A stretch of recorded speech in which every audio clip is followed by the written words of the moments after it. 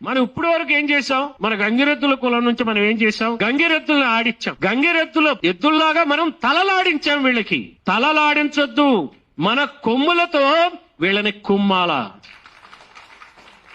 ఈ కొమ్ములతో కుమ్మటం అంటే రాజకీయంగా కుమ్మాల, రాజకీయ వృత్తిని చేపట్టాలా, రాజకీయం మాట్లాడాలా, రాజకీయం నేర్చుకోవాలా. మీకు ఇక్కడికి వచ్చిన వాళ్ళందరూ కూడా ఒక్కొక్కళ్ళు ఒక్కొక్క బీసీకి, ఎస్సీకి, ఎస్టీకి ఒక స్ఫూర్తిగా మారాల.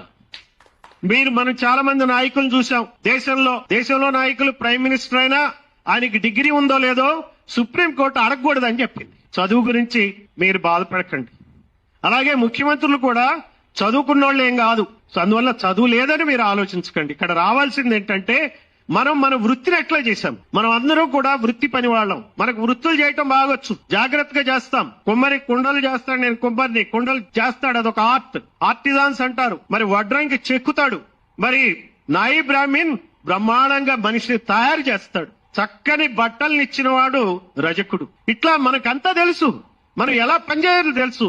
ఇంట్లో మహిళలు ఎట్లయితే మనకు అన్ని సర్ది చక్కగా చేసి భోజనం పెడతారో అదే మాదిరిగా ఈ సమాజానికి అన్నిటినీ మనం సమకూరుస్తున్నాం. మనం చేయాల్సింది నెక్స్ట్ వృత్తి, మనం చేయాల్సింది రాజకీయం. ఈ రాజకీయంతోనే ముందుకెళ్లాలా. మీరే కళ్ళ ముందు చూస్తున్నారు, కేసుల్లో ఇరుక్కుని కూడా సీఎంలు ఎట్లా అవుతున్నారో మీరు చూస్తున్నారు.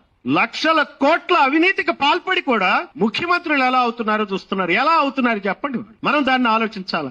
మనం ఓటుని దోపిడీ చేసే వాళ్ళు అవుతున్నారు.